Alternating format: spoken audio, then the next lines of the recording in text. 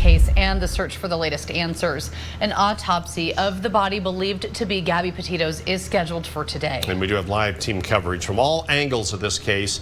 Barry with the latest on the search for Brian Laundrie. Morgan Saxton breaks down the 911 call leading to Brian and Gabby's encounter with Moab police. But first, we begin with Kelly Vaughn reporting from the Grand Teton County Coroner's Office. Yeah, she explains exactly what could be revealed today.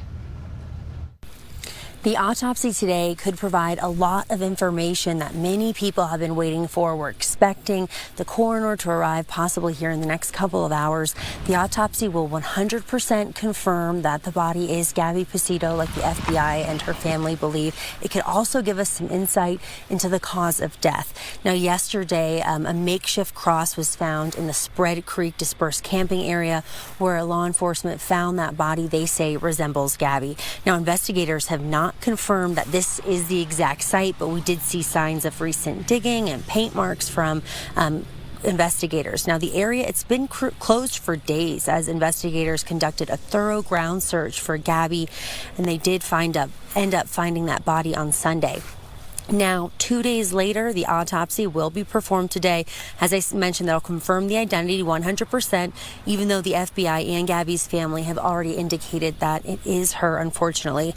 Now, the autopsy will also give investigators a better idea of how she died, and then that will give next steps for investigators in what will happen with this case. Now, we haven't been told for sure if we're going to get an update right away, if the FBI will hold another press conference, but either way, we'll be here and we'll be sure to update you as soon as we learn more information about this. For now, reporting live from Teton County, Kelly Vaughn for 2 News. I want to start right now with Jeremy Harris. Jeremy, for the first time today, we're able to get a little bit of a closer look at the site where they found what's believed to be, now not officially, but what's believed to be Gabby's body. Tomorrow morning, the Teton County coroner expects to conduct an autopsy on those remains that are believed to be Gabby Petito. Tonight, the FBI cleared the scene in Spread Creek, and we got our first look at the area where police believe Gabby lost her life. How could it end like this? The cross-country journey of a young couple in love and exploring. Gabby Petito never goes outside. Ending here in the shadow of the Teton Mountains. This is Spread Creek, where investigators say they found a body matching the description of Gabby Petito. Tonight, FBI crime scene units left the area after 48 hours, leaving behind this cross marking a spot along the creek where they'd been searching. Paint markings all around it indicate crime scene technicians surveyed this area extensively.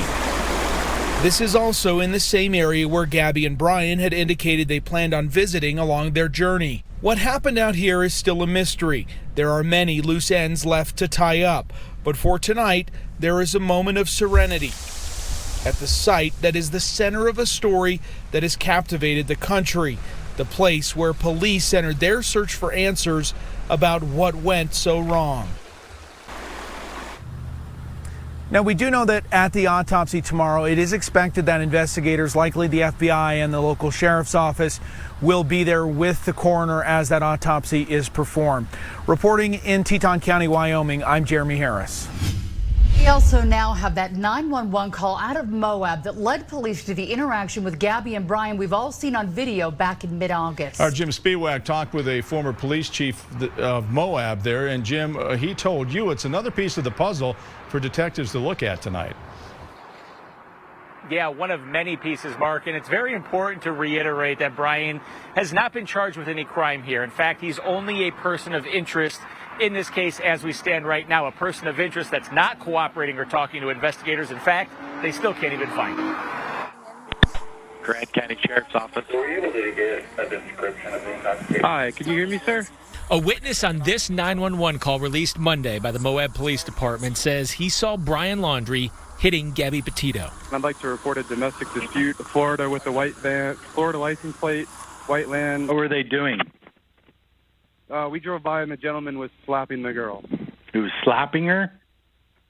Yes, and then we stopped. They ran up and down the sidewalk. He proceeded to hit her, hopped in the car, and they drove off. It was this call that led police to later pull Brian and Gabby over. The 911 call and the subsequent stop seem to show different versions of what Gabby and Brian said happened. During that stop, the two agreed Gabby had hit Brian while in the van prior to the stop, but there was never any detailed mention of Brian ever hitting Gabby. People can look guilty as hell, and I myself have used that term in this case. When I have gone back and reviewed that body camera footage and the totality of circumstances, I'd caution people. Former Moab Police Chief Jim Winder says more facts in the case need to emerge. One of the most important, Gabby's autopsy, which Winder says the condition of Gabby's remains is critical, as it will determine if the coroner can show a clear cause and manner of death. Without that, frankly, this thing's going to be very dynamic.